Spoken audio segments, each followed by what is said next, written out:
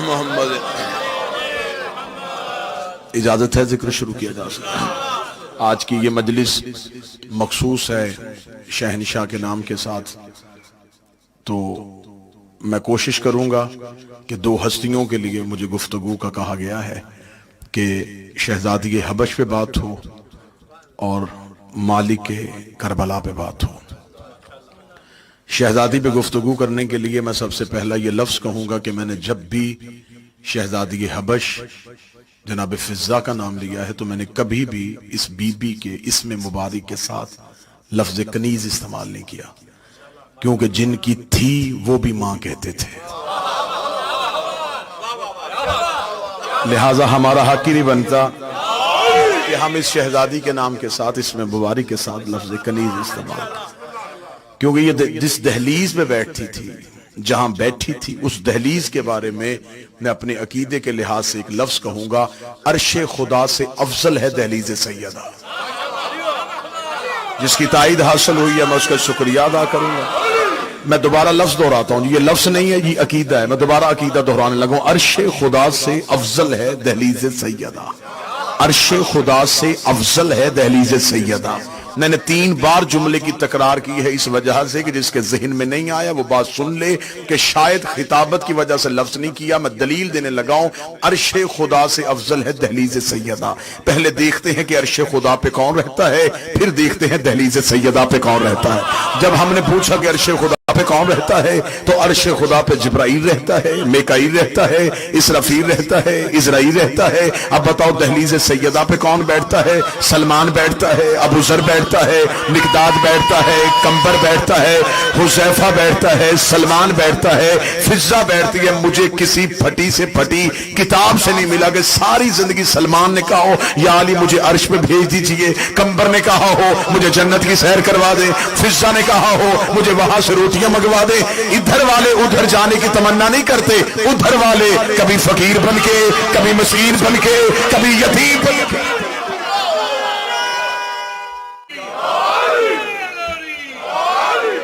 یہ جس دہلیز پہ رہتی ہے اس گھر کا دروازہ عرش پہ کھلتا ہے۔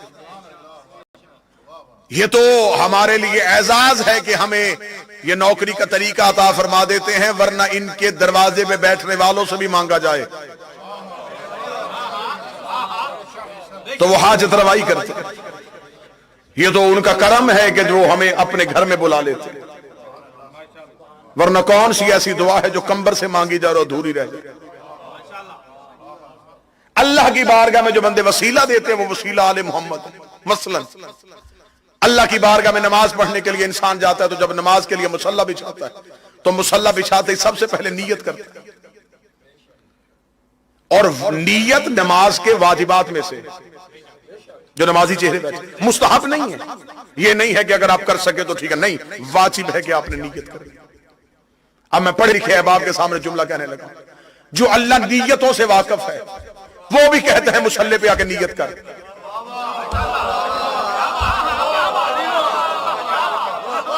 جبکہ وہ اللہ ہماری نیت سے بخوبی واقف ہے، وہ جانتا ہے کہ جب ہم نے بستر چھوڑا تو نیت نماز تھی، وضو کیا نیت نماز تھی، مسح کیا تو نیت نماز تھی، مصلی بچھا لیا نیت نماز تھی۔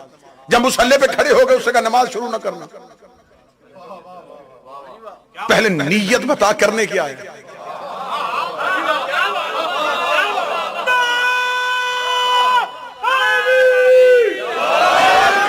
پہلے نیت بتا کرنے کیا ہے۔ تو اب شیعہ ہے، سنی ہے، کسی مکتب سے ہے، اسے نیت کیا کی؟ 2 رکعت نماز پڑھتا ہوں، مثلا فجر کی نماز ہے 2 رکعت نماز پڑھتا ہوں قربتاً الی اللہ۔ اس سے پہلے جو نیت کے الفاظ تھے وہ اردو میں تھے، جو آخری ہے یہ عربی۔ میں 2 رکعت نماز پڑھتا ہوں، میں 4 رکعت نماز پڑھتا ہوں، میں 3 رکعت نماز پڑھتا ہوں قربتاً الی اللہ۔ اس کا ترجمہ بتائیے کیا ہے؟ میں اللہ کی طرف قریب ہونا چاہتا ہوں۔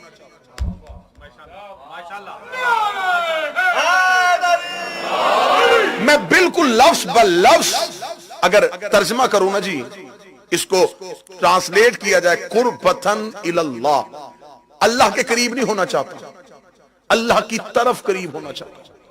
इला अरबी जुबान में तरफ के लिए आता है। मैं ये नमाज पढ़ने आया हूं अल्लाह के करीब होने के लिए नहीं, अल्लाह की तरफ करीब होने के लिए। तो अब मुझे उलमाए कराम पहले ये मैं सवाल तालिब इल्म बन के पूछना चाहता हूं, हमें यह बताएं कि अल्लाह रहता किस तरफ है?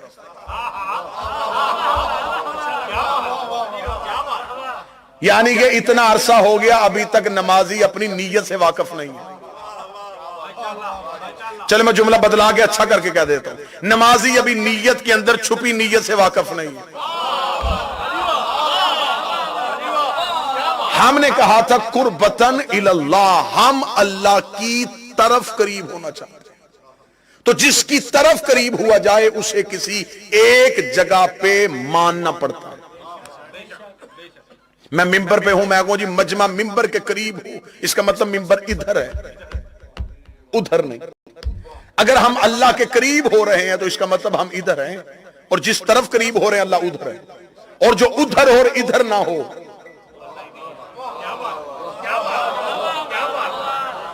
वो अल्लाह नहीं हो। भाई इल्मे कलाम के असूल से परख लेते हैं कि अगर हम अल्लाह की तरफ करीब होना चाहते हैं तो अल्लाह किस तरफ है? उलमा ने कहा अल्लाह हर तरफ है। फिर हम किस तरफ करीब हो रहे हैं? चलो मैं जुमला बदला के अच्छा करके कहता हूं, अगर अल्लाह की तरफ नहीं मिल रही तो कोई अल्लाह के तरफदार ढूंढते हैं।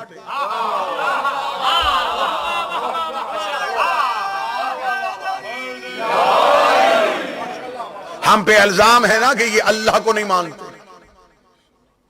अलीयुन वलीउल्लाह पढ़ने वालों से बेहतर ला इलाहा की कोई दलील नहीं दे सकते।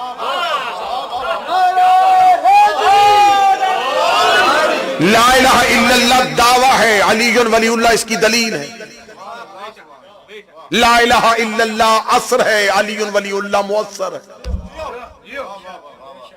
अलीयुन वलीउल्लाह के बगैर ला इलाहा कैसे समझ में? हजारों दफा इस समझ मैंने हदीस सुनी है, नबी ने फरमाया अन्नज़्र वज्ह अलीयुन इबादत, अली का चेहरा देखना इबादत है। जिक्र अलीयुन इबादत, अली का जिक्र इबादत है, सवाब नहीं।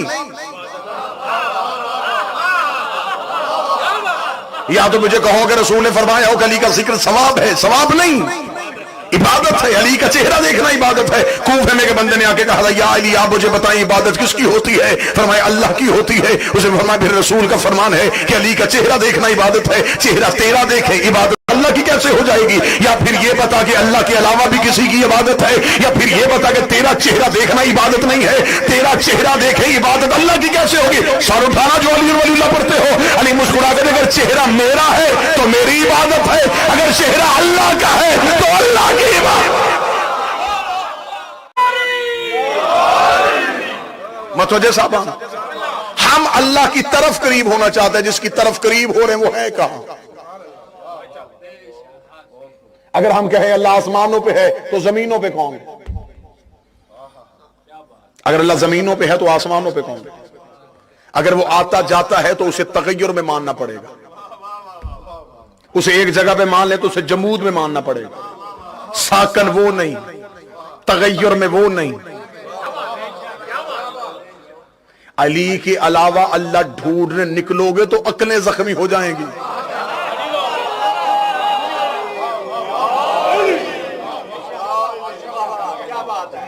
मैं गुफ्तगू में ये इल्जाम धोने लगा हूं। इल्जाम है ना कि ये अली वलीउल्लाह पढ़ने वाले ये मातमी ये अल्लाह को नहीं मानते। हम अली के जरिए अल्लाह तक पहुंचते।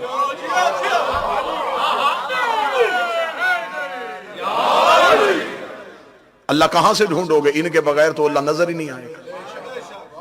हम अल्लाह की तरफ करीब होना चाहते हैं, जिसकी तरफ करीब हो रहे हैं। मुझे सिर्फ नीयत बता, जहां से अली निकालना है निकाल लेना, पहले नीयत से निकाल के दिखा। मैं नमाज की नीयत में से अली दिखाने लगा हूं। हम अल्लाह की तरफ करीब हो रहे हैं, जिसकी तरफ करीब हो रहे हैं उसकी तरफ ही कोई नहीं है, वो जेहतों में है ही नहीं। तो फिर हम किसकी तरफ करीब हो रहे हैं? चलना बात शिया की करते ना सुन्नी की करते, आप कुरान की कचहरी में हाजिर होते हैं। मैंने कुरान के सामने हाथ जोड़े, मैंने कहा ऐ अली के खामोश जाकर,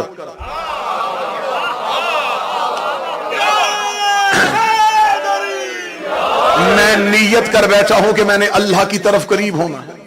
तरफ उसकी मुझे कहीं से मिल नहीं रही।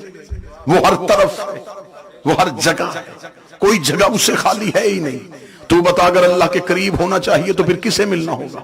تیرے پاس کوئی اللہ کا قریبی ہے جو مجھے اللہ سے ملا دے؟ قرآن نے کہا میرے پاس 4 ایسے ہیں جو اللہ کے قریب گئے تھے. میں نے کہا ایک ایک کر کے سنا اور میں ایک ایک کے پاس جاؤں. اس نے کہا پہلا ہے موسیٰ، لقب ہے اس کا کلیم اللہ. یہ اللہ سے گفتگو کرتا تھا تو قریب گیا تھا نا. تو جا موسیٰ سے جا کے پوچھ کے اس نے اللہ کو کہاں پایا. میں موسیٰ کی بارگاہ میں گیا، میں نے کہا اے حضرت موسیٰ میں اللہ کے قریب ہونا چاہتا ہوں، بتا تو اللہ کے قریب کہاں گیا تھا؟ موسیٰ نے کہا مجھے تو اس نے طور پہ روک دیا تھا، طور سے آگے تو اس نے مجھے جانے نہیں دیا. کوہ طور پہ کھڑا ہے موسیٰ. قرآن یہاں منبر پہ لے کے طور سے آگے موسیٰ نہیں. اور اللہ کا جلوہ نہیں دیکھا. قرآن کہتا ہے ایک شجر کے قریب جا کے رکتے تھے، اس شجر سے آواز آتی تھی.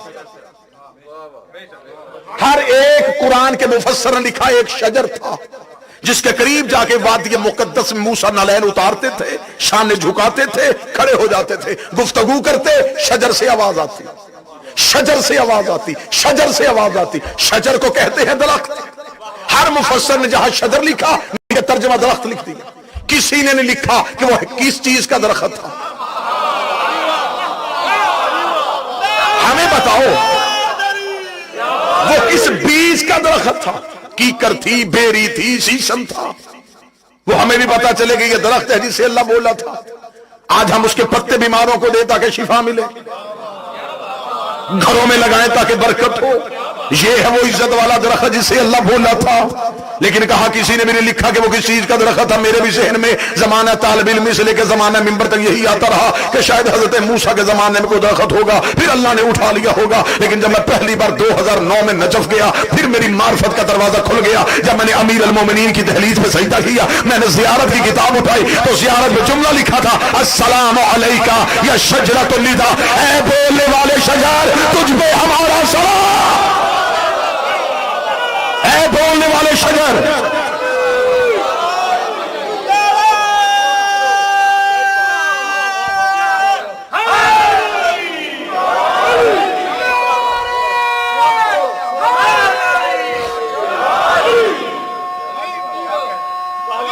بسم اللہ.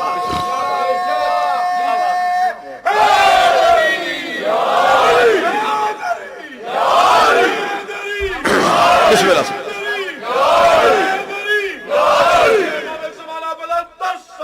اللہم صلی علی محمد وعلی. اے شجرۃ النداء، اے بولنے والے شجر تجھ پہ ہمارا سلام. موسیٰ گئے طور پہ، یہ قرب موسیٰ تھا، طور پہ رک گیا. میں نے کہا حضرت موسیٰ آپ سے آگے کوئی گیا؟ انہوں نے کہا ایک گیا. میں نے کہا کون؟ انہوں نے کہا مریم کا بیٹا، وہ مجھ سے بھی آگے گیا. میں دوڑا عیسیٰ کے پیچھے، وہ چوتھے آسمان پہ کھڑے تھے.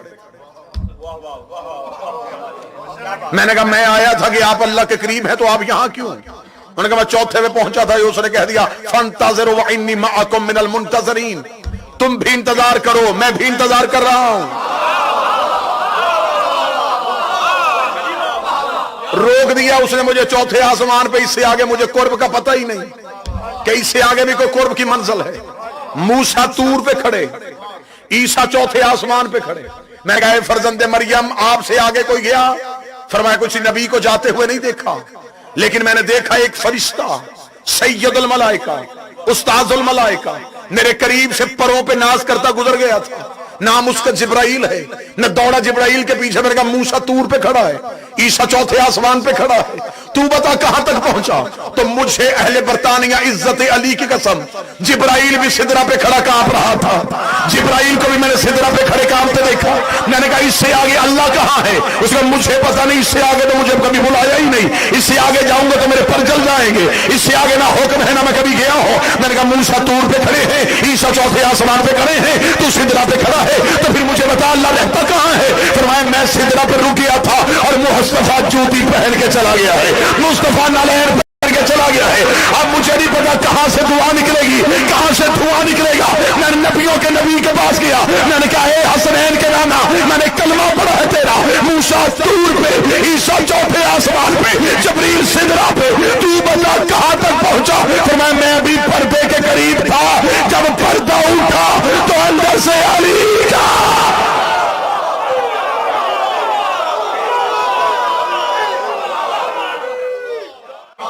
اور میں پورے وسوع کے ساتھ کہنے لگا ہوں یہ فرشتے صرف سیدوں کے دروازے پہ نہیں آئے، یہ نبیوں کے پاس بھی گئے ہیں۔ حضرت ابراہیم کے گھر بھی فرشتے آئے، بی بی مریم کے حجرے میں بھی فرشتہ آیا۔ قرآن کہتا ہے ابراہیم کے گھر فرشتے آئے، ابراہیم نے نہیں پہچانا۔ حضرت ابراہیم کے گھر فرشتے آئے، ابراہیم نے نہیں پہچانا۔ میں قرآن سے ثابت کرتا ہوں اگر ابراہیم پہچان لیتے تو جانور ذبح نہ کرتے۔ ابراہیم نے جانور ذبح کیا گوشت بھوننے کے لیے کہ گھر میں مہمان آئے ہیں۔ وہ فرشتے بشر کی صورت میں آئے تھے۔ ابراہیم نے جلدی سے جانور ذبح کیا، کھانا بنایا، گوشت بھون کے دسترخوان لگا دیا، دسترخوان پہ کھانا رکھا، فرشتے بیٹھے ہوئے تھے بشر کی صورت میں۔ قرآن میں پورا قصہ موجود ہے۔ حضرت ابراہیم نے کہا شروع کرو، اب وہ چپ۔ ابراہیم نے کہا کھاؤ، وہ خاموش۔ ابراہیم نے کہا مہمان ہو میرے، میں میزبان ہوں، مہمان نواز نبی ہوں، کھاتے کیوں نہیں؟ قرآن کہتا ان میں سے ایک بولا ہم نہیں کھاتے۔ جو قریب بیٹھو ذہن قریب کرنا، ہم نہیں کھاتے۔ ابراہیم نے کہا تم کون ہو جو نہیں کھاتے؟ انہوں نے کہا ہم بشر نہیں، اللہ کے فرشتے، صرف تیری مہمان نوازی دیکھنے آئے تھے۔ تیری مہمان نوازی کے قصے عرش پہ بھی مشہور۔ اللہ نے کہا تھا دیکھو تو صحیح میرا خلیل کھلاتا کیسے، ہم تو صرف تیرے دسترخوان کی وسعت دیکھنے آئے تھے، کھانا ہم تو نہیں کھاتے۔ ابراہیم نے کہا چل آ ہی گئے ہو تو کھاؤ۔ انہوں نے کہا ہم نہیں کھاتے۔ ابراہیم نے کہا کیوں نہیں کھاتے؟ انہوں نے کہا ہماری فطرت میں طلب ہی نہیں، ہمارے اندر نفس ہی نہیں، ہماری جبلت میں بھوک ہی نہیں، ہم تو کھانا کھاتے ہی نہیں، ہمیں تو روٹی کی بھوک ہی نہیں، ہم نہیں کھاتے، ہم نہیں کھاتے، ہم نہیں کھاتے۔ کس دروازے پہ جا کر لوگوں کو آل محمد سمجھائے؟ ابراہیم کہہ رہے کھاؤ، کہتے ہم نہیں کھاتے، سیدوں کا دروازہ بند ہے، دستک دے روٹیاں دو، فقیر آئے۔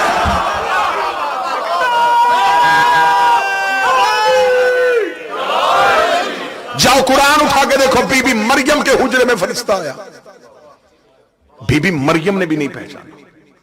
بی مریم نے اپنے آپ کو سمیٹ کہا انی اعوذ بالرحمن منک ان کنت تقیا، میں تم سے اللہ کی پناہ چاہتی ہوں اگر تم متقی نہیں تو۔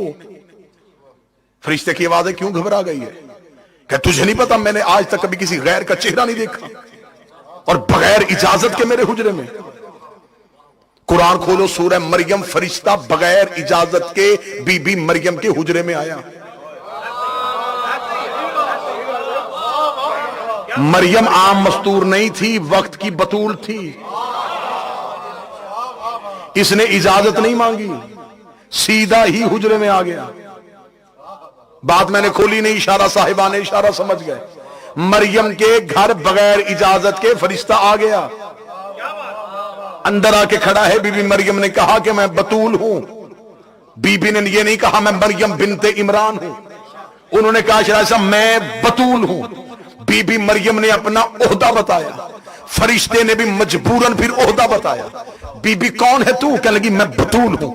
اس نے کہا انا رسول ربک، میں بھی تیرے رب کا بھیجا رسول ہوں، تو بطول ہے تو میں بھی رسول ہوں، مجھے بھی اللہ نے بھیجا ہے۔ بیوی کیا لینے آیا ہے؟ کہ لگا لینے کچھ نہیں آیا، تجھے بیٹا دینے آیا ہوں، غلام زکیہ، تجھے پاکیزہ بیٹا دینے آیا ہوں۔ ابراہیم کے گھر فرشتہ گیا، ابراہیم نے نہیں پہچانا۔ مریم کے حجرے میں فرشتہ، مریم پوچھ رہی کون ہے؟ کہتا رب کا رسول ہوں، بیٹا دینے آیا ہوں، رب کا رسول ہوں، بیٹا دینے آیا ہوں، رب کا رسول ہوں، بیٹا دینے آیا ہوں، رب کا رسول ہوں، بیٹا دینے آیا ہوں۔ یہی فرشتہ زہرا کے دروازے میں گیا، فرشتہ نے پوچھا کون ہے؟ میرا درزی ہوں، کپڑے لے کے آیا۔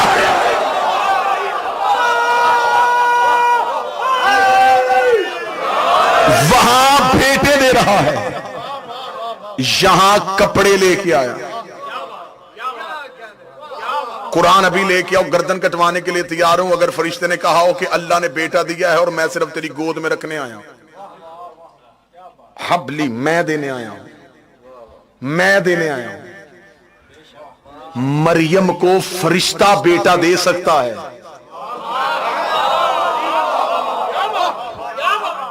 میں تجھے بیٹا دینے کے لیے آیا ہوں، غلام زکیہ، ایک پاکیزہ بیٹا۔ ادھر سیدوں کے دروازے پہ، بل بات ختم کریں، سیدوں کے دروازے پہ پہلے دن دستک، یتیم ہوں، فضا نے روٹیاں دے دی۔ دوسرے دن پھر عین افطار کا وقت، پھر دستک، انا مسکین، میں مسکین ہوں۔ پھر 4 روٹیاں سیدوں کی، 5ویں فضا کی، پھر دے دی۔ تیسرے دن پھر دستک، انا اسیر، میں قیدی ہوں۔ ابھی یہ رازوں سے پردے اٹھے ہی نہیں۔ قیدی تب تک قیدی ہوتا ہے جب تک قید میں ہو۔ یہ کون سا قیدی تھا؟ یہ کون سا قیدی تھا جو آزاد بھی ہے اور قیدی ہے؟ میں اسیر ہوں، میں قیدی ہوں۔ تفہیم القرآن میں مولانا طاہر القادری نے بھی لکھا، ابو العلا مودودی نے بھی لکھا کہ یہ اللہ کے بھیجے فرشتے تھے جو مسلسل اہل بیت کے گھر سے روٹیاں مانگنے آتے رہے۔ کاش مولانا مودودی زندہ ہوتے تو میں ان سے پوچھتا کہ فرشتوں کو بھوک نہیں لگتی؟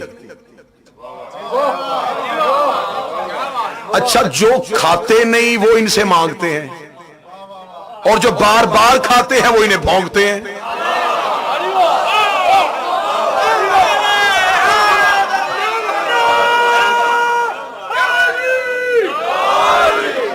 جو کھاتے ہی نہیں، جن کی فطرت میں بھوک ہی نہیں۔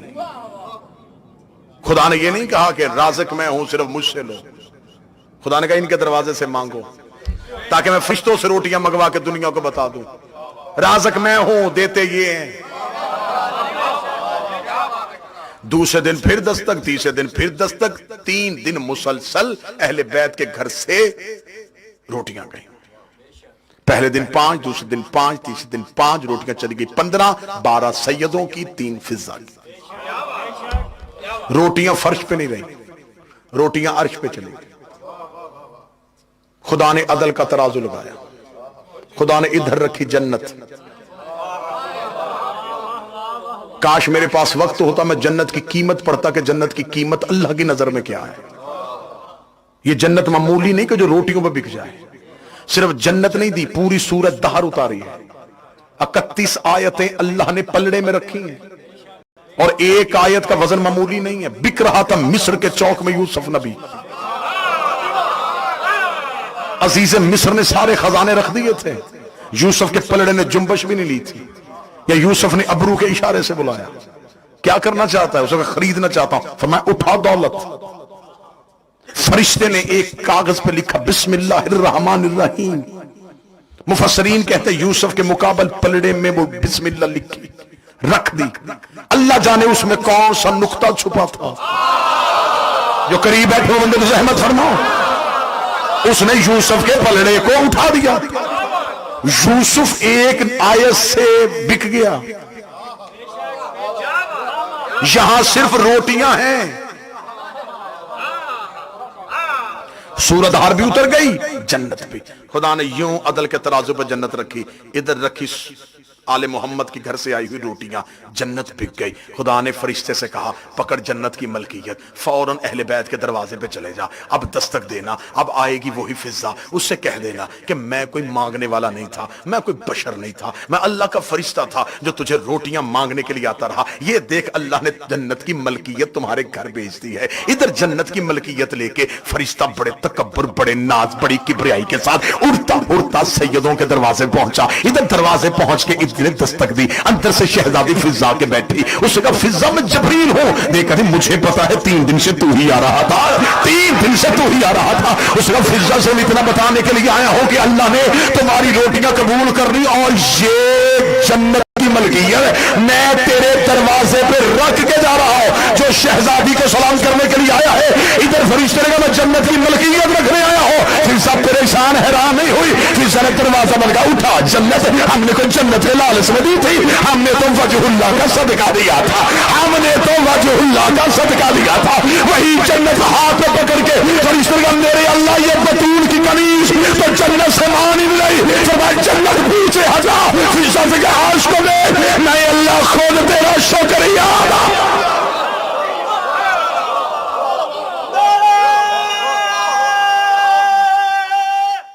صرف قرآن بولیے،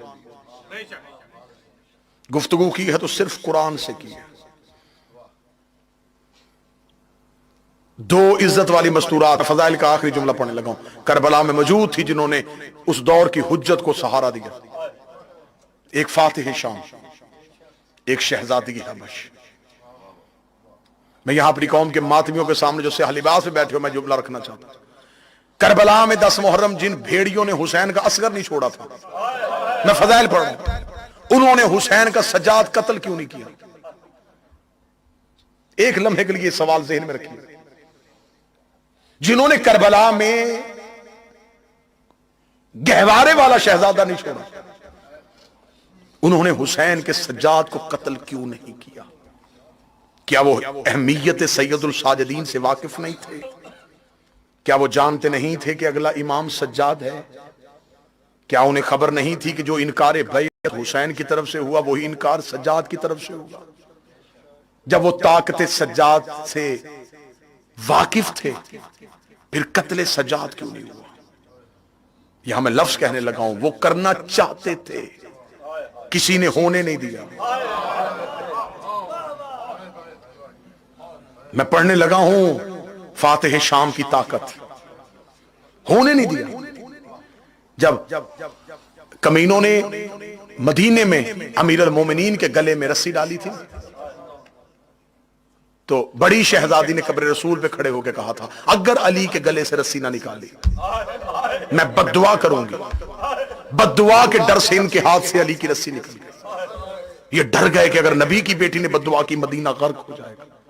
شام میں غریبہ فاتح شام شہزادی نے خیمے میں کھڑے ہو کے کہا تھا اگر کوئی بھی سجاد کی طرف بڑھا میں کربلا میں قیامت برپا کر دوں. صرف علی کی بیٹی کا ایک ایسا لہجہ یہ سجاد سے پیچھے ہٹ گئے. یہ جو ہر روز زندان سے اٹھا کے ملاؤن دربار میں بلاتا تھا یہ تکلیف دینے کے لیے نہیں، اسے خوف ہی سجاد کا بڑا تھا. یہ تخت میں بیٹھ کے بھی قیدی سے ڈر رہا تھا. اسے اہمیت امامت کا پتہ تھا، اسے طاقت امام کا اندازہ تھا کہ امام کے سامنے یہ لوہے کے زیور کچھ بھی نہیں ہے. اگر علی کے بیٹے کو علی والا جلال آ گیا اور ایسا ہوا لکھتی ایسا ہوا کہ ایک بار دربار میں سجاد نے علی والے لہجے میں ایک ہی جملہ کہا تھا. جب پورا دربار خالی ہو گیا اس وقت سجاد نے علی والے لہجے میں ایک گرجدار جملہ کہا. جب ایک ملعون نے یزید سے کہا مجھے وہ بچی قید میں چاہیے. میں اسے کنیزی میں لینا چاہتا ہوں. کنیزی کا نام آنا تھا سجاد کا چہرہ تک. لہجے سے سجاد کی آواز آئی ہماری امامت کا امتحان لو، ہماری غیرت کا امتحان. مجھے حکم ہے ماتمیوں کی طرف سے شہزادی کا تذکرہ بھی کرنا ہے اور حسین کے بیٹے سجاد کا تذکرہ. کیا کہنے شہزادی فضہ تیری عزت کے. بس ٹھیک ہے. شہزادی فضہ جتنے شام کے زائرین بیٹھے وہ خصوصاً گواہی دیں گے. آج بھی شام میں ایک چھوٹا سا کمرہ ہے قبرستان مسافرہ میں جس کے اوپر کوئی گنبد نہیں، کوئی سونے کی دیواریں نہیں. باہر ایک چھوٹا سا بورڈ لکھا ہوا ہے کہ یہ روضہ کنیز زہرا فضہ. آپ کیا سمجھتے ہیں کہ کبھی بھی کسی دور کی حکومت نے کوشش نہیں کی؟ ایران کی حکومت نے، عراق کی حکومت نے امام زادوں کے روزے بنا دیے. فضہ کا روزہ کیوں نہیں بنا؟ جب بھی کوئی حکومت جناب فضہ کا روزہ بنانے کے لیے سوچتی خواب میں آ کے مجاور کو حکم دیتی خبردار میں اس کی کنیز ہوں جو جنت البقیع میں کچی قبر ہے. جب تک میری شہزادی کا روزہ نہ بنے میرا روزہ نہ بنے. صدا سے معافی مانگتے شام میں قبرستان مسافرہ میں اس شہزادی کی قبر ہے. دو قبروں کے درمیان اتنا چلی ہے، ایک فاتح شام کی قبر، ایک معصومہ کربلا کی قبر. ان دو قبروں کے درمیان شہزادی فضہ اتنا پیدل چلی کہ رستہ بن گیا. کتابیں کہتی ہیں سارا دن فاتح شام کی قبر پہ رہتی. کام کیا کرتی شہزادی فضہ جب بی بی کی قبر کی مجاوری کرتی تھی؟ کہیں سے ایک مشکیزہ پانی کا بھرتی، رستے میں کھڑی ہو جاتی، کوئی قافلہ گزرتا اس قافلے کے بچوں اور مستورات کو پانی پلاتی، پانی پلاتے ہوئے رو کے ایک ہی جملہ کہتی، پیو میرے پیاسے چلے گئے، جی بھر کے پیو ہمارے پیاسے مارے گئے۔ شام کو جناب سیدہ کی قبر پہ بیٹھی رہتی، جب شام کا سورج غروب ہونے لگتا مغربین کی نماز عالیہ کی قبر کو سجدہ گاہ بنا کے فضا پڑھتی، مغربین کی نماز پڑھ کے اپنا زخمی رخسار، ضعیفی والا رخسار بی بی عالیہ کی قبر پہ رکھ کے کہتی، اچھا بی بی اب مجھے اجازت دے، میں اس کی قبر پہ جا رہی ہوں جو قبر میں بھی شمر کے تماچوں سے۔ عالیہ کی قبر سے اٹھتی، سیدھی معصومہ کی قبر پہ آتی، معصومہ کی قبر پہ آ کے چہرہ قبر معصومہ پہ رکھ کے کہتی، بول سکینہ کانوں کا لہو بند ہوا یا نہیں؟ اس بی بی کے بڑے احسان ہیں سیدوں پہ، جتنے سید بیٹھے ہو ماتمیوں کا یہ عجب کمال ہے کہ انہوں نے کہا ہے کہ پہلے فضا پڑھنا پھر سجاد پڑھنا۔ جتنے سید بیٹھے ہو تم اس سوچ کے ساتھ پرسہ دینا، اس بی بی کے سیدوں پہ بڑے احسان ہیں۔ ذاکرین پڑھتے ہیں کہ جب جنگل میں آخری وقت آیا تھا تو بیٹے شکار کی تلاش میں نکلے، بالکل غلط، جن کی ماں جنگلوں میں ہو وہ بیٹے شکار نہیں کرتے۔ میں پوری تحقیق کے ساتھ جملہ پڑھنے لگا ہوں۔ مدینے گئے تھے مولا سجاد کے پاس جناب فضہ کے بیٹے کہ ہم اپنی ماں کو واپس لینے آئے۔ مولا سجاد کی آواز آئی، وہ مدینے نہیں، وہ شام کی قبر پہ بیٹھی ہے۔ بیٹے ماں کو ڈھونڈتے ڈھونڈتے شام پہنچ گئے۔ جب شام پہنچے آخری سانسیں سی بی بی فضہ کی عالیہ کی قبر پہ، چھوٹے بیٹے نے آ کے جو پہلا جملہ کہا، میں جملہ سنانے لگا، بیٹے کا نام یحییٰ تھا، اس نے بی بی فضہ کے سامنے آ کے ہاتھ باندھ کے، اماں ہم تجھے لینے آئے ہیں۔ جب کہنا اماں ہم تجھے لینے آئے ہیں، بی بی عالیہ کی قبر سے سر اٹھا کے کہتی، خبردار مجھے ماں نہ کہنا، مجھے سجاد ماں کہتا ہے، مجھے باکر ماں کہتا ہے۔ دیکھے کہتے اماں ہم تیری اولاد تو ہیں، رو کر اولاد تھی تو تب کیوں نہیں آئی جب کربلا میں پیاسا مارا جا؟ آ جاتے کربلا میں حسین کا صدقہ کر دیتی۔ بڑا بیٹا داؤد آگے بڑھا، رو کے کہنے لگا، ماں ہمیں شہر کے لوگ تانے دیتے کہ تمہاری ماں کو شام والوں نے بڑا مارا ہے، اماں ہم تمہیں واپس لینے کے لیے آئے ہیں۔ بی بی نے کہا، خبردار، میں عالیہ کی قبر پہ آخری سانسیں دینا چاہتی ہوں۔ معتبر کتابیں کہتے ہیں چاروں بیٹے عالیہ کی قبر پہ آئے، ہاتھ باندھے، رو کے لگے، جتنی دیر نوکری ہماری ماں نے کی قبول کر، اے حسین کی پاک بہن، ہم اپنی ماں واپس لینے آئے۔ جب کہنا ماں واپس لینے آئے، قبر عالیہ ہل گئی، آواز میں خوش نصیب ہے تجھے کوئی لینے آ گیا۔ اللہ جانے کون بندہ ہے جس کا دھیان مجلس میں نہیں تھا۔ اما خوش قسمت ہے تجھے بیٹے لینے آ گئے، قسمت زینب کی نہ پیکی نگری ملی نہ بھائیوں کے پاس دفن ہو۔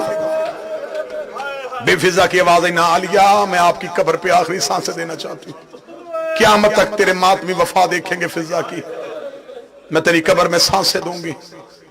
جناب فضہ کی آنکھیں بند ہونی ہوئی، بیٹے پیچھے ہٹے، ماں کی آخری آنکھیں بند ہوئی۔ چاروں بیٹوں نے قبر سیدہ پہ کھڑے ہو کے کہا، اچھا اجازت دے شہزادی ماں کا میت وطن لے جائیں۔ میں پوری ذمہ داری کے ساتھ بی بی فضہ کے یہ جملے پڑھنے لگا، ہم اپنی ماں کا میت وطن لے کے جانا چاہتے ہیں، کم از کم اپنے وطن پہ جا کے یہ کہیں گے نوکری کی تھی، ماں کا جنازہ وطن واپس لے آئے۔ سید الساجدین نے اجازت امامت کے ساتھ آ کے جنازہ پڑھایا، یوں جنازہ اٹھایا فضہ کا۔ میں پوری ذمہ داری کے ساتھ جو ظاہر بیٹھے شام کے گواہی دینا، بی بی فضہ نے آخری سانسیں دی تھی عالیہ کی قبر پہ۔ بی بی کی قبر جناب سیدہ کی قبر کے پہلو میں نہیں ہے، معصومہ کے پہلو میں ہے، قبرستان مسافرہ میں ہے۔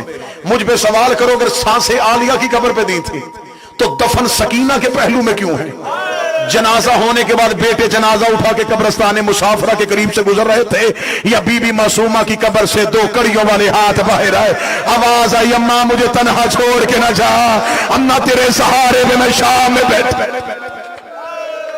वहीं फिजा के बेटों ने मां का जनाजा रोक दिया। बीबी फिजा का मदफन बन गया मासूमा का पहलू। नौकरी कितनी की? इतनी नौकरी की है इस बीबी ने। सारे रास्ते में ये आलिया के आगे चली।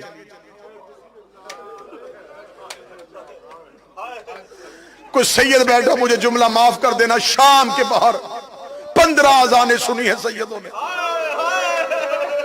15 अजानों में फिजा ने पांव भी नहीं बदला। अब मैं जुमला खोल के नहीं पढ़ सकता, मैं इशारा देने लगा। बीबी आलिया ने ऊंट पे देखा कि फिजा के पांव के नीचे से जमीन सुर्ख हो गई। मैं अगला जुमला पढ़ूं अगर मातम करने के मूड में हो। बीबी आलिया की आवाज आई, अम्मा पांव बदल ले, तेरे पांव के तलवे फट गए हैं। रो के दी, कैसे पांव बदलूं मैं, पांव उठाऊं, किसी शराबी की नजर तेरे पांव पे चली जाए, क़यामत वाले दिन बतूल को जवाब क्या। आलिया की आवाज है, अम्मा फिजा तेरी वफा के सदके, अम्मा तेरी वफा के सदके। सारे रास्ते में साथ चली। सख्त पढ़ना नहीं चाहता और यह भी नहीं चाहता कि मातम ना हो, क्योंकि जनाजा है। जनाजा मातम और गिरिये में अच्छा लगता है। कोशिश करना, इशारा समझना, मुझे सख्त जुमला ना पढ़ना पड़े। बाजार से गुजरता हुआ काफिला दरबार में आ गया। जहां आने के लायक था नहीं वहां आ गया। 17 सीढ़ियां ऊंचा तख्त था। तख्त पे ये मलाउन बैठा था। इस मलाउन के हाथ में शराब का नाम था। जितने मात भी बैठे हो, तुम्हें बीबी ज़ैनब के पर्दे की कसम, जिंदगी में कभी शराब ना पीना। इस शराब ने सैयदों का नुकसान बड़ा किया। ये मलाउन 17 सीढ़ियां ऊपर तख्त पे बैठा रहा। अब मैं अगला जुमला सैयदों के डर से छुपा के पढ़ने लगा। दीवार के साथ खड़ी हो गई कुरान की आयतें। रस्सी एक थी, आयतें 64 थी। जो रस्सी यासीन के गले में थी वही कौसर के गले में थी। यासीन कमर सीधी करती, कौसर के तलवे जमीन से उड़ जाते। रो के कहती, अम्मा कमर झुका, मेरे गले की रस्सी तंग हो गई। हौसले के साथ जुमला सुनना, आवाज थोड़ी बेहतर करना दी। हौसले के साथ जुमला सुनना। यूं 64 शहजादियां खड़ी। ये तख्त पे बैठा। मैं डर रहा हूं पढ़ने से पहले, सैयद मुझे माफ कर देना। मैं इशारा पढ़ने लगा। 64 कुरान की आयतें, ये तख्त पे। इस मलाउन ने शराब का जाम रखा, रख के कहने लगा, इनमें से अली की बेटी कौन है? मैंने पहले कहा था मैं इशारा करूंगा, मैं सख्त नहीं पढ़ सकता। मैंने अली की बेटी कहा गया, ये सिर्फ तुम्हारे समझाने के लिए जुमला कहा था। इतना जुमला कहना था। ये करीब खड़ा एक सिपाही बोला, वो देख लगा, वो सबसे आखिर में जो सफेद सर वाली ज़ईफा खड़ी है, इसकी कमर के पीछे खड़ी है अली की बेटी। इसने कहा, ये सफेद सर वाली ज़ईफा कौन है? उसने कहा, ये इनकी कनीज है। उसका कनीज पीछे खड़ी होती है, ये आगे क्यों खड़ी है? उसने कहा, ये पूरे रास्ते में आगे चलती आई है। उसने कहा, इसे हटाओ, मैं अली की बेटी से बात करना चाहता हूँ। देखता, हमने पूरे रास्ते में इसे बड़ा मारा है, इसने अली की बेटी का पर्दा नहीं छोड़ा। जिसने मेरे सामने जुल्म करो, मैं देखता हूँ ये कैसे नहीं छोड़ती। इसके हाथ में कोई लोहे का सामान था, ये फिजा के करीब गया, इसने फिजा के सर पे वो लोहे की चीज रखी। फिजा के चांदी जैसे बाल यकूत की तरह सुर्ख हुए। इधर फिजा के बालों पे लहू की लकीर आई। अली की बेटी ने फिजा की कमर पे सर मारा। रो के दी, अम्मा पर्दा छोड़ दे, अम्मा पर्दा छोड़ दे। फिजा रो के कभी, या मां न कहे या पर्दा छोड़ने का न कहे, मुझे बता, आज फातिमा होती तो क्या तेरा पर्दा छोड़ देती? अम्मा पर्दा छोड़, अम्मा पर्दा छोड़। इतना जुमला कहना था। या बीबी फिजा के चेहरे पे लहू। बीबी फिजा देख के कहती, अली की बेटी, मैं तेरा पर्दा नहीं छोड़ सकती। फरमाया, फिर मैं तुझे जख्मी नहीं देख सकती। बीबी फिजा ने एक दफा दाएं देखा, एक दफा बाएं देखा। देख लगे, इस दरबार में कोई हबश का रहने वाला है? इतना कहना, 300 हबशियों की तलवारें नियामों से निकली। एक बूढ़ा हबशी अपने अबरुओं को उठा के कमर पे हाथ रखे फिजा के करीब आया। कहने लगा, कैदैन, दरबार में इतने लोग बैठे थे, तूने सिर्फ हबश वालों को क्यों बुलाया? फिजा देख रही कौन है तुम्हारे मुल्क का बादशाह, कहने लगा मर गया, एक उसकी बेटी थी मदीने वाले सैयदों की नौकरी पे चली गई, हमने उसका जूता तख्त में रखा हुआ है। फिजा देख रही इस दरबार में वो मैमून आए तो पहचान जाएगा। बूढ़ा हबशी 4 कदम पीछे हटा, हर कदम कहता न होती मैं सरतम से जुदा करता, तुझे नहीं पता लोग शराब पी रहे हैं और तूने हमारी आका दादी का नाम ले लिया है। इतना जुमला कहना था, फिजा ने अपने बालों को हटाया, आवाज आई पहचान मैं वो मैमूना हूँ। 4 कदम पीछे गिरा, तू ही मैमूना है, क्यों छोड़ी सैयदों की नौकरी, क्यों आई शराबी के दरबार में। आवाज आई पर्दा कर, अकेली नहीं आई, मेरे पीछे अली की बेटियां खड़ी है, अली की बेटियों का नाम आना था। बूढ़े हबशी ने इशारा किया, 300 हबशियों ने तलवारें निकाली, यजीद के तख्त को घेरे में लिया, लेकिन उतर मलौन तक शरीर से तूने हर किसी की बेटी को अली की बेटियों की तरह लावारिस समझा हुआ है। इतना जुमला कहना था, ज़ैनब गलियों में तड़प गई, आवाज आई अब्बा फिजा के वारिस आ गए। ज़ैनब का कोई वारिस नहीं है। देख फिजा के वारिस आ गए, अली की बेटियों का कोई वारिस नहीं आया। एक सतर सुनना सैयदुल साजिदीन के दुखों की, ये हाथ बांध के, क्योंकि जनाजा है इमाम का, गैरत का परवरदिगार, शराफत का मंबा,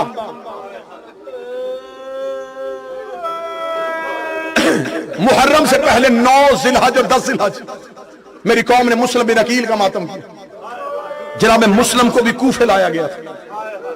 जब जनाब मुस्लिम बिन अकील को कूफे लाया गया ना, तो कूफे का एक दरबान कूफे के सदर दरवाजे पे खड़ा था। इसने जाते हुए मुस्लिम को देखा, हालत क्या थी, अबरू कटा हुआ, होंठ कटा हुआ, लेकिन मुस्लिम की गर्दन तनी हुई, सीना चौड़ा, बेशक हाथों में हथकड़ियां थी, किसी को धक्का दे रहा था, किसी को धत्कार रहा था, कोई कैदी मुस्लिम के करीब नहीं आ रहा था। जख्मी मुस्लिम एक बिखरे हुए शेर की तरह कूफे के सदर दरवाजे में दाखिल हुआ। उस कूफे के दरबार ने आता हुआ मुस्लिम देखा, उसने कहा ऐसे होते हैं हाशमी, ये होती है जवानी, और कुर्बान तेरी जवानी के, और तू कहती हो कि भी शेर की तरह रहा है। इसने मुस्लिम की तारीफें की, वही दरबार इसी दरवाजे पे खड़ा था। या चंद दिनों बाद उसने कूफे के दरवाजे पे हुसैन का सजाद गुजरता देखा। सजाद की गर्दन झुकी हुई थी, हाथों में हथकड़ियां थी, कमर झुकी हुई थी। इसने सैयदुल साजिदीन के करीब जाके कहा, थोड़ा अरसा पहले यहाँ से अकील का बेटा गुजरा था, उसकी गर्दन अकड़ी हुई थी, उसका सीना चौड़ा था, कोई उसके करीब नहीं आ रहा था, तू इमाम होके रोता हुआ क्यों जा रहा है। आवाज आई, तूने इंसाफ नहीं किया, मुस्लिम अकेला आया था, मेरे साथ अली की बेटियां बगैर बुर्के, बगैर चादर के आ रहे। कौन सा कत्ल पढ़ू सजाद का, कौन सी शहादत पढ़ू सजाद की, कौन सा दर्द पढ़ूं? जो करबला में कत्ल हुआ वो पढ़ूं, जो बाजार में कत्ल हुआ वो पढ़ूं, जो दरबार में कत्ल हुआ वो पढ़ूं। हम आपके डर की वजह से बाजार शाम नहीं पढ़ते। अगर खोल के बाजार पढ़ दिया जाए, मजमे से बंदे नहीं जनाजे उठे। मुझे बोल के बताओ, जिस सजाद ने अकबर की बरसी बर्दाश्त कर ली थी, जिस सजाद ने गाजी के बाजू बर्दाश्त कर लिए थे, कुछ ना तो शाम के बाजार में हुआ है ना, जो सजाद का जिगर फट गया है। अगर कोई सैयद मातम कर सके, जुमला सुनना, मुझे सैयदा की चादर की कसम है, किताबें के दिन शाम के बाजार में सिर्फ पत्थरों की बारिश नहीं हुई, शाम की कमीनी औरतों ने कपड़ों को आग लगा के अली की बेटियों पे फेंकी। जिसके पास गर्म पानी था उसने उबलता हुआ पानी फेंक दिया। सजाद कहते बाजार शाम अबूर किया, मैं पहचान ही नहीं सका इनमें अकबर की मां को, इनमें कासिम की मां को। इतना जख्मी कर दिया सजाद को, जिगर फट गया, आंखों से लहू, तोक उठा उठा के गर्दन का गोश्त खत्म हो। वापस सजाद मदीने पहुंच गया। एक मोमन आया, उसने मौला सजाद से आके कहा, हुसैन का बेटा, सबसे ज्यादा मुसीबत कहां आई? 3 बार मौला सजाद ने कहा, अश्शाम अश्शाम شام کے موڑ مجھے کھا گئے، شام کی گلیاں مجھے کھا گئیں۔ میرا بادشاہ کوئی ایسا بندہ مجلس میں بیٹھا نہ ہو جو رو نہ سکے تو کم از کم ہائے تو کہہ سکے۔ اس بندے نے کہا مولا سجاد شام میں سب سے زیادہ مصیبت کہاں آئی؟ مولا سجاد نے ریت اٹھا کے اپنے سر پہ ڈالی، اپنے چہرے میں ماتم کر کے کہا مجھے وہ وقت نہیں بھولتا جب شام میں بھیڑ اتنی زیادہ ہو گئی تھی کہ پچھلے بدماش روک نہیں رہے تھے، اگلے رستہ نہیں دے رہے تھے۔ یہ وہی وقت تھا جب میری ماں زمین پہ بیٹھ گئی، رو کری سجاد اب مجھ سے کھڑا نہیں ہوا جا۔ سجاد میں علی کی بیٹی سے آخری 2 منٹ مجھے دینا، میں بالکل شہادت کے قریب آ گیا۔ اب مجھے باطن کر کے بتاؤ، اگر کسی انسان کو چوری انور صاحب زہر دی جائے تو زہر سب سے پہلے اثر کہاں کرتی؟ جگر پہ۔ تو جس کا جگر ہی شام کھا گیا تھا اسے زہر دینے کی ضرورت کیا تھی؟ سجاد کو نہ بھی زہر دیتے